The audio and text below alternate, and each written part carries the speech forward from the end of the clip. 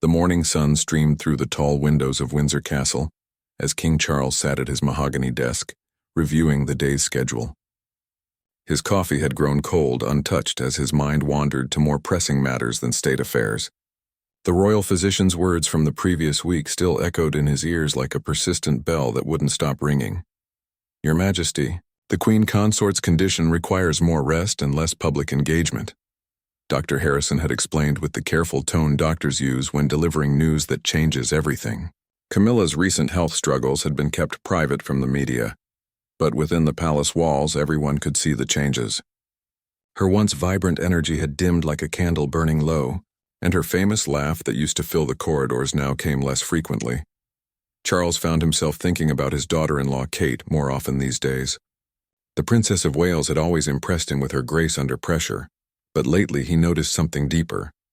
When the family gathered for private dinners, Kate would quietly check on Camilla, bringing her favorite tea without being asked or adjusting cushions behind her back when she thought no one was looking. These small acts of kindness didn't go unnoticed by the king. During the last royal engagement at the Children's Hospital, Charles had watched Kate interact with the young patients. She didn't just smile and wave like many royals before her. She sat on the floor in her elegant dress, listening to a 7-year-old boy explain his drawings with the patience of a devoted mother. When a little girl started crying because she missed her family, Kate held her hand and told her stories about her own children until the tears turned into giggles. The palace staff had begun to whisper, though never maliciously. They spoke of how Kate had started taking on more responsibilities without being asked. When Camilla had to cancel her appearance at the garden party last month, Kate stepped in seamlessly, greeting every guest as if she had been planning the event for months. She remembered names, asked about families, and made each person feel like the most important guest there. Charles realized that while Camilla had always been his partner in love, Kate was becoming his partner in duty. The monarchy needed someone who could connect with people in a way that felt genuine and warm.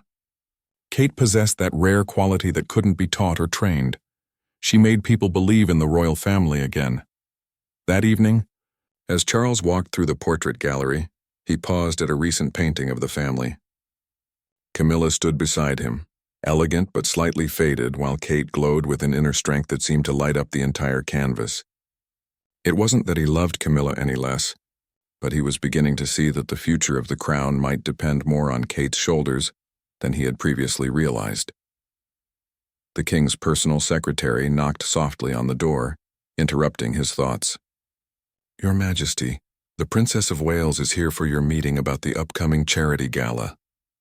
Charles straightened his tie and smiled slightly. Kate always arrived precisely on time, always prepared and always ready to serve. As she entered the room with her warm smile and confident bearing, Charles felt something shift in his understanding of what the monarchy needed most. Little did he know that this meeting would mark the beginning of a significant change in how the royal duties would be distributed, and how Kate would slowly but surely become the shining star that the British people would look to for hope and inspiration. Kate entered the king's study with her usual composed grace, carrying a leather portfolio filled with meticulously organized plans for the upcoming charity gala. She had spent weeks researching every detail, from the guest list to the menu choices, ensuring that everything would reflect the royal family's commitment to their charitable causes. Her dedication to excellence hadn't gone unnoticed by Charles, who found himself increasingly impressed by her thoroughness and genuine care for their work. "Your Majesty," Kate said with a respectful curtsy before taking the seat across from his desk, "I've prepared several options for the gala format, and I think you'll find them quite promising." As she spread out the documents, Charles noticed how her eyes lit up when she spoke about the charity work. This wasn't just duty for her, it was a calling that came from her heart. The meeting was supposed to last 30 minutes, but 2 hours passed as they discussed every aspect of the event. Kate had thought of details that even the most experienced royal staff had missed. She suggested involving the children from the hospitals they supported, giving them a chance to perform and feel special. She proposed auction items that would appeal to wealthy donors while keeping the focus on the causes rather than the glamour. "Kate," Charles said, leaning back in his chair, "your vision for this event is exactly what we need. You understand that our role isn't just to appear at these functions, it's to make them meaningful." The princess smiled, a slight blush coloring her cheeks at the unexpected praise. She had always worked hard, but having the king acknowledge her efforts felt different somehow. As their conversation continued, Charles found himself sharing his concerns about the monarchy's future in a way he rarely did with anyone. "The world is changing rapidly," he confided. "People need to see that we're relevant to their lives, that we truly care about their struggles and dreams." Kate listened intently, occasionally offering thoughtful questions that showed she understood the weight of their responsibilities. Meanwhile, in her private quarters, Camilla was having tea with her longtime friend Margaret. The conversation inevitably turned to her health and her reduced public schedule. "I can see Charles worrying about me," Camilla admitted, stirring her tea slowly. "He tries to hide it, but I know him too well. He's concerned about the monarchy's image, and rightfully so." Margaret reached across the table and squeezed her friend's hand. "You've given so much to this role, Camilla. Perhaps it's time to let others share the burden." Camilla nodded, though part of her felt a pang of sadness at the thought of stepping back from the work she had grown to love. Back in the king's study, the conversation between Charles and Kate had shifted to more personal territory. Kate spoke about her children and how she wanted them to understand their royal heritage as both a privilege and a responsibility. "I want them to see that being royal means serving others, not being served," she explained with conviction. Charles was struck by her wisdom and maturity. Here was someone who truly understood what the monarchy could and should be in the modern world. As the afternoon sun began to fade, he made a decision that would change the dynamics within the royal family forever. "Kate," he said carefully, "I'd like you to consider taking on a more prominent role in our major engagements. Your approach and your connection with people, it's exactly what we need right now." Kate's eyes widened slightly, understanding the significance of what he was suggesting. This wasn't just about one charity gala anymore. This was about the future direction of the royal family. The meeting ended with Kate accepting additional responsibilities that would gradually elevate her position within the family hierarchy. As she walked through the castle corridors afterward, she felt the weight of expectation settling on her shoulders, but also a sense of purpose that energized her. The king had shown his trust in her, and she was determined to prove worthy of that faith. The weeks following Kate's expanded role brought noticeable changes throughout the palace. Staff members observed how the king's daily routine now included longer consultations with the Princess of Wales, discussing everything from upcoming state visits to new charitable initiatives. Their collaboration had developed into something that felt natural and productive, with Kate's fresh perspectives complementing Charles's experience and wisdom. Camilla watched these developments with mixed emotions from her quieter position. During breakfast with Charles, she noticed how animated he became when discussing Kate's latest project or successful engagement. "She handled the ambassador's reception beautifully yesterday," Charles would say, his voice filled with genuine admiration. The way she connected with the diplomatic wives was remarkable. While Camilla felt proud of Kate's accomplishments, she couldn't ignore the slight ache in her chest when she realized how easily the conversations flowed around topics she was no longer central to. Her doctor's orders to reduce stress and limit public appearances meant that many of the roles she had cherished were gradually shifting to other family members, with Kate naturally taking the lead on most occasions. The palace staff began adapting to the new dynamics with their usual professionalism. Kate's personal assistant found herself coordinating with the king's private secretary more frequently, scheduling joint meetings and shared engagements. The protocol team worked overtime to ensure that Kate's elevated presence at major events reflected her growing importance while maintaining proper royal hierarchy. During a particularly busy week, the king and Kate traveled together to Scotland for a series of community visits. Without Camilla's usual presence, their working relationship deepened as they spent long hours in the car discussing policy matters and royal responsibilities. Kate impressed Charles with her thoughtful questions about Scottish history and her genuine interest in understanding the cultural nuances of different regions. "You have a natural instinct for this work," Charles told her as they visited a struggling farming community. He watched as Kate knelt in muddy fields, talking to farmers about their challenges while genuinely listening to their concerns. She didn't just offer sympathy, she asked practical questions about what support they needed and made notes about potential royal patronage opportunities. The local media coverage of their Scottish tour was overwhelmingly positive, Headlines praised Kate's down-to-earth approach and her obvious chemistry with the king in their shared royal duties. Photographs showed them working as a team, with Kate often taking the lead in conversations with young people, while Charles focused on discussions with community leaders and local officials. Back at the palace, Camilla read the glowing press coverage with complicated feelings. She was genuinely happy for Kate's success and recognized that the monarchy was benefiting from her daughter-in-law's popularity. However, she couldn't help but remember her own early days in the role, when every appearance was scrutinized and criticized. Now it seemed that Kate could do no wrong in the public's eyes. One evening, as Camilla sat in her favorite armchair reading, Charles joined her with his usual cup of evening tea. "The Scottish tour went very well," he said, settling into the chair beside her. "Kate has such a gift for making people feel heard and valued." Camilla nodded, trying to keep her expression neutral despite the pang of longing she felt. "She's wonderful at it," Camilla agreed sincerely. "I'm glad she's finding her stride in the role." Charles reached over and took her hand, sensing something in her tone that suggested deeper feelings. "You know how much your support means to the family," he said gently.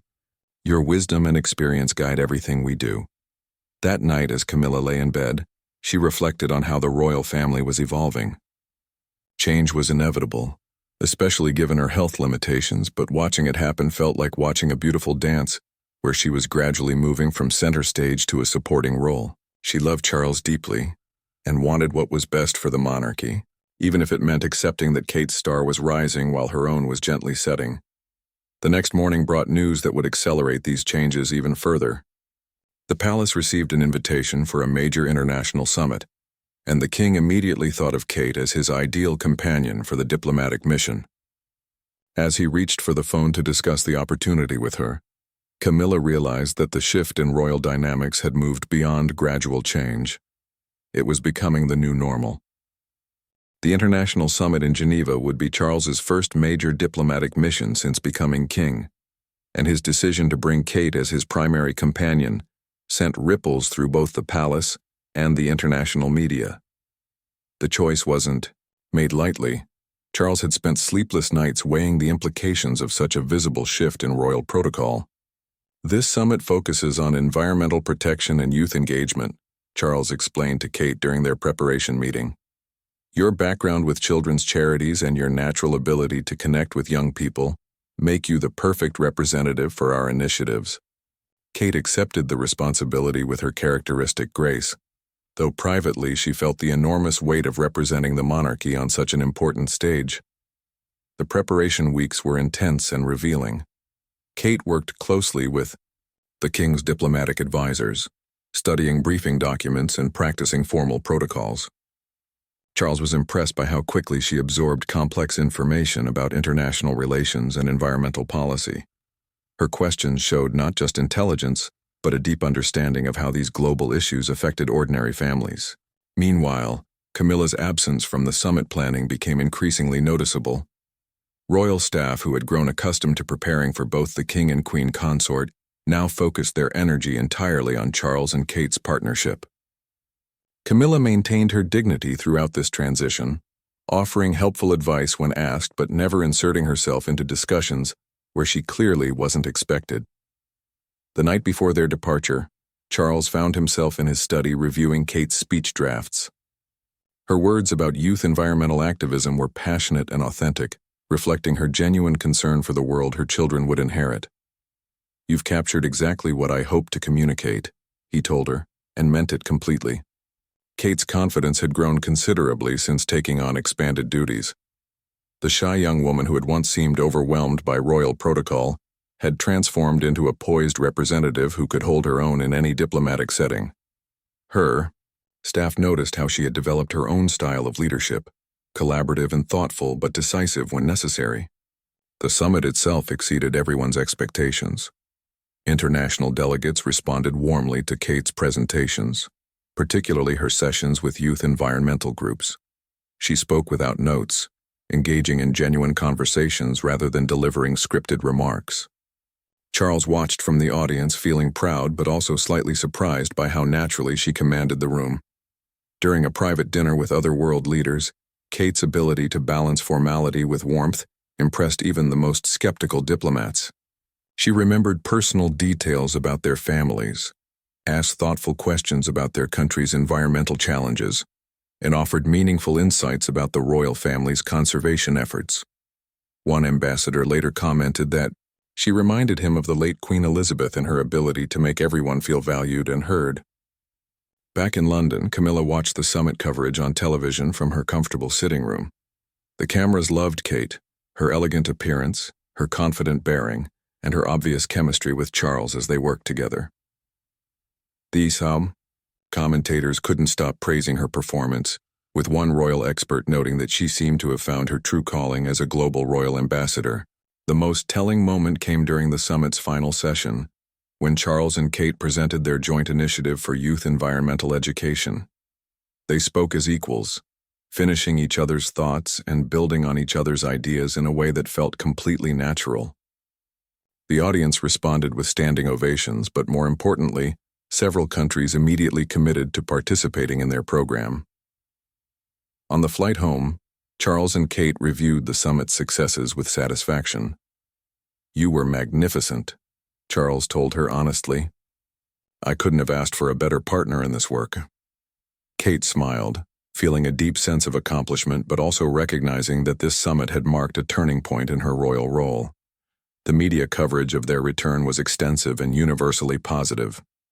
Headlines praised Kate's diplomatic debut and speculated about her expanding role within the monarchy. Royal photographers captured images of Charles and Kate walking together through the airport, their body language suggesting a partnership built on mutual respect and shared purpose. That evening, as the family gathered for a private dinner, the conversation naturally centered on the summit's achievements. Kate described the youth delegates' enthusiasm and their innovative ideas for environmental action. Charles added details about the diplomatic commitments they had secured. Camilla listened with genuine interest, asking thoughtful questions and offering congratulations, but everyone in the room could sense that the dynamic had shifted permanently. The summit had proven that Kate was ready for the highest levels of royal responsibility, and Charles was clearly prepared to give her those opportunities. As they planned their next major international engagement, it became obvious that this partnership would define the monarchy's future direction. The months following the Geneva summit brought a steady stream of high-profile invitations and requests, specifically for King Charles and Princess Kate to appear together. Foreign governments, charitable organizations, and cultural institutions all seemed to recognize the special dynamic between them that had captured public attention. Charles found himself automatically thinking of Kate when considering which events to accept and which to decline. The transformation was evident in the smallest details of palace life. Charles's daily schedule now included regular morning consultations with Kate, where they would review upcoming engagements and coordinate their approaches to various royal duties. These meetings had become the highlight of his day, filled with productive discussions and Kate's fresh insights that often led to improvements in their royal programs. Kate had grown into her expanded role with remarkable grace and efficiency. Her staff marveled at how she could transition seamlessly from discussing complex policy matters with the king to playing games with children at a hospital visit, then delivering a thoughtful speech to university students about mental health awareness. Each role seemed to bring out different aspects of her personality, all of them genuine and engaging. The public's response to their partnership was overwhelmingly positive. Polling data showed that Kate's approval ratings had reached levels not seen since the early days of Princess Diana, while Charles's own ratings had improved significantly since he began working more closely with his daughter-in-law.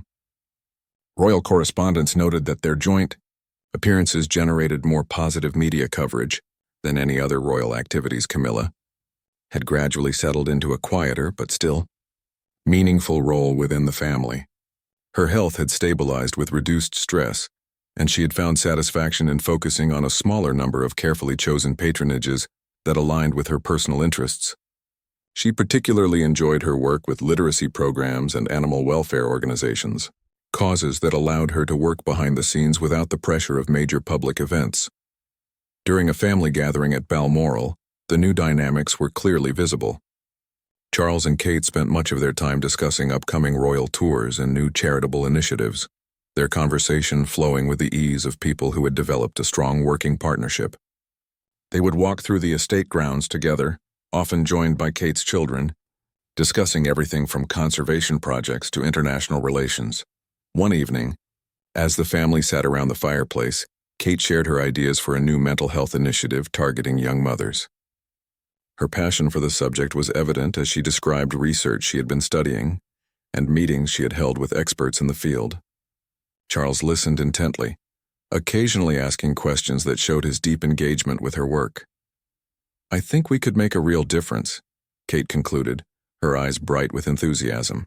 Young mothers face so many challenges, but they often feel like they can't ask for help because they're supposed to be naturally nurturing and capable. Charles nodded thoughtfully, already considering how royal patronage could support such an initiative. Camilla watched this exchange with complex emotions. She felt proud of Kate's dedication and impressed by her thoughtful approach to royal responsibilities. At the same time, she couldn't help but remember when she and Charles used to have similar conversations about their shared royal work. The passion was still there, but it had found a new outlet through his partnership with Kate. The children seemed to sense the changing dynamics too, though they adapted with the resilience typical of young people. George, Charlotte, and Louis had grown accustomed to their mother's increased travel schedule and higher profile, often asking excited questions about her latest royal engagements. They particularly enjoyed hearing about her international trips and the interesting people she met. William observed his wife's transformation with a mixture of pride and concern. He was thrilled to see Kate thriving in her royal role and recognized that her partnership with his father was beneficial for everyone involved. However, he sometimes worried about the additional pressure she was taking on and made sure to provide extra support at home when her schedule became particularly demanding. The palace staff had adapted well to the new arrangements, with many commenting privately that the royal household ran more smoothly with Kate's increased involvement. Her organizational skills and attention to detail complemented Charles's broader vision, creating an effective team that delivered consistent results across all their royal activities. As autumn approached, Charles began planning the most significant royal tour of his reign, a 3-week visit to Australia, New Zealand, and several Pacific Island nations. Without hesitation, he knew that Kate would be his ideal companion for such an important diplomatic mission. The tour would require someone who could connect with diverse cultures, represent British interests effectively, and handle the intense media attention that would accompany such a high-profile visit. When Charles approached Kate about the tour, she accepted immediately, understanding both the honor and the responsibility involved. As they began planning sessions for the trip, it became clear that this tour would cement Kate's position as Charles's primary royal partner and mark a new chapter in the monarchy's evolution. The announcement of the Pacific tour, featuring King Charles and Princess Kate as the primary royal representatives, sent shockwaves through both the international media and the palace itself. This would be the most significant royal tour in decades, and the decision to feature Kate so prominently marked a clear shift in the monarchy's direction that couldn't be ignored or explained away as temporary circumstances. Camilla received the news with her characteristic grace during a private breakfast with Charles. "I think it's a wonderful opportunity for Kate," she said, stirring honey into her tea with deliberate calm. "She's proven herself capable of handling these major responsibilities." Charles studied his wife's face, searching for any sign of hurt or disappointment, but Camilla had perfected the art of royal composure over many years. Behind closed doors, however, Camilla allowed herself to feel the full weight of this symbolic transition. Her closest friend, Margaret, found her sitting quietly in the garden, staring at the roses she had planted when she first became queen consort. "It's not that I don't understand," Camilla confided. "Charles needs someone who can handle the physical demands of these tours, and Kate truly is excellent at the diplomatic work. But watching from the sidelines while someone else takes your place, it's harder than I expected." The tour preparation consumed months of intensive planning. Kate worked with cultural experts, language coaches, and diplomatic advisors to ensure she could represent the crown appropriately in each nation they would visit.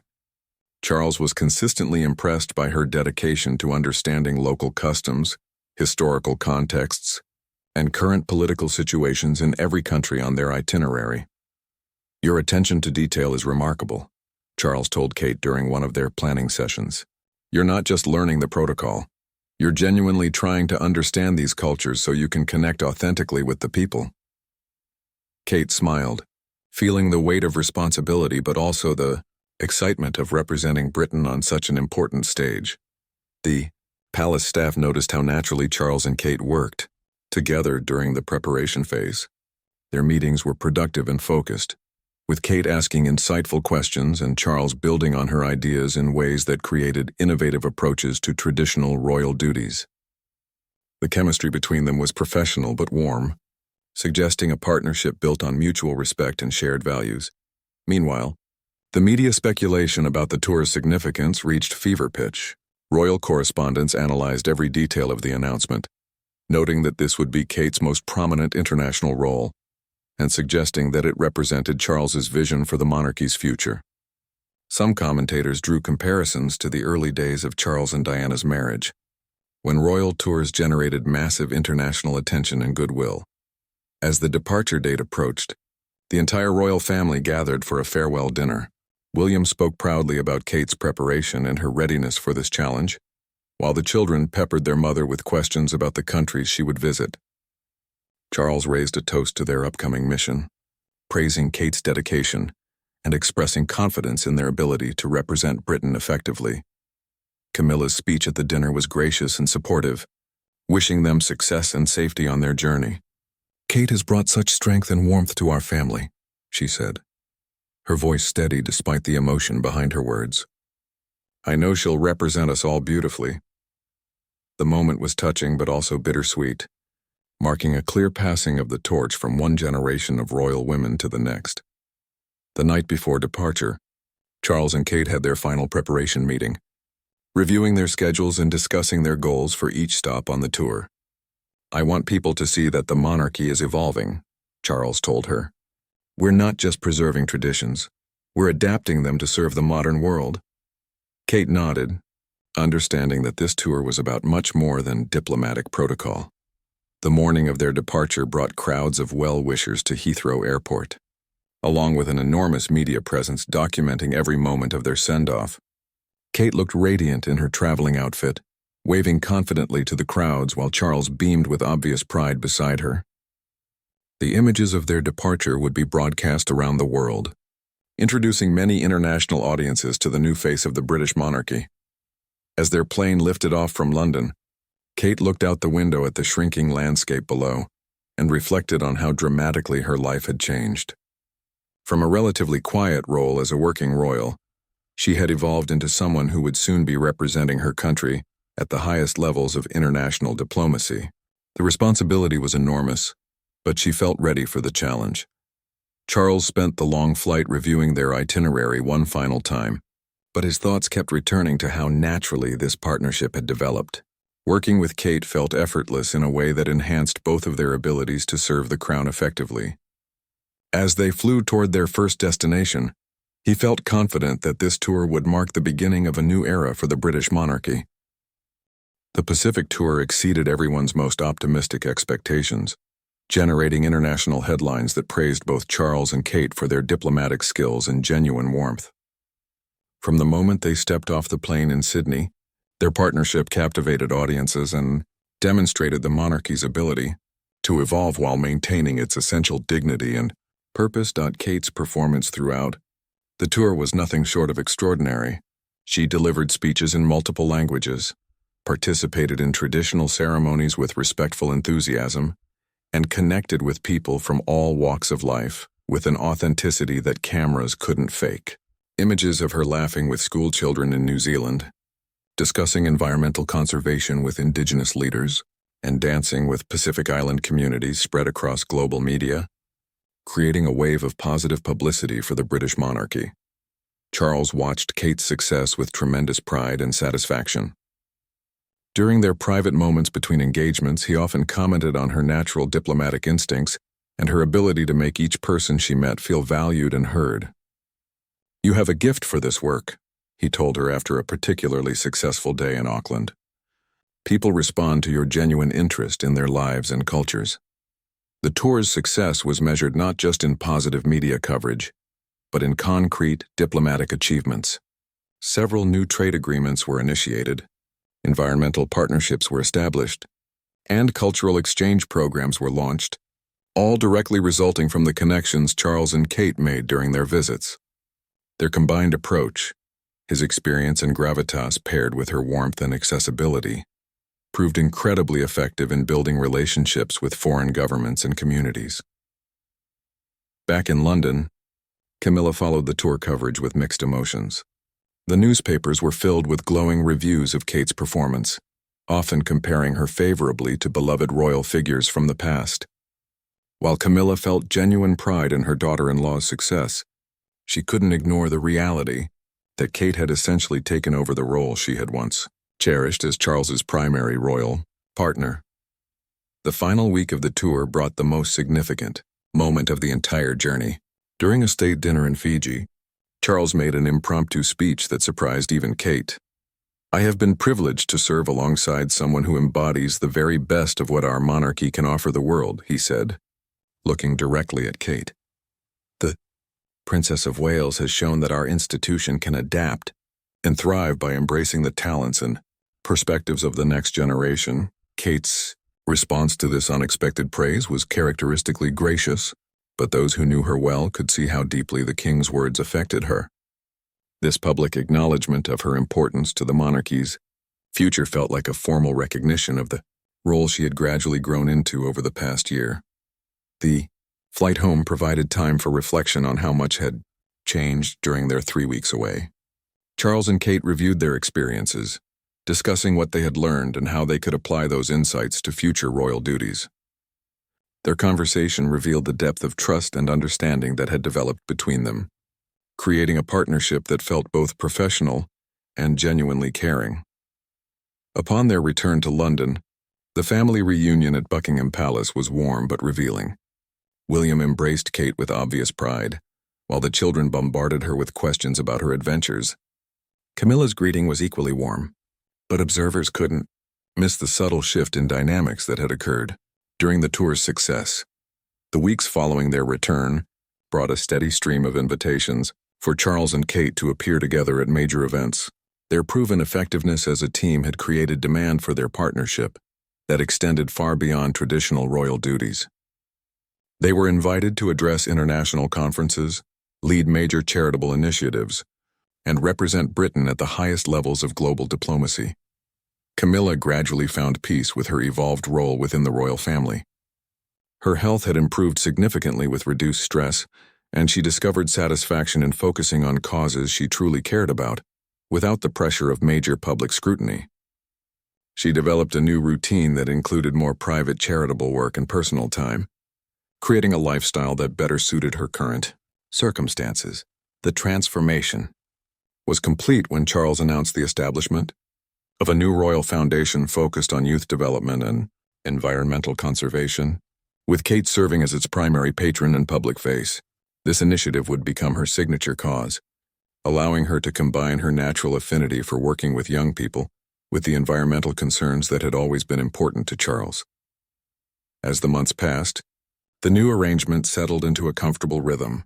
Charles had found in Kate the ideal partner for his vision of a modernized monarchy, while Kate had discovered her true calling as a global ambassador for British values and interests.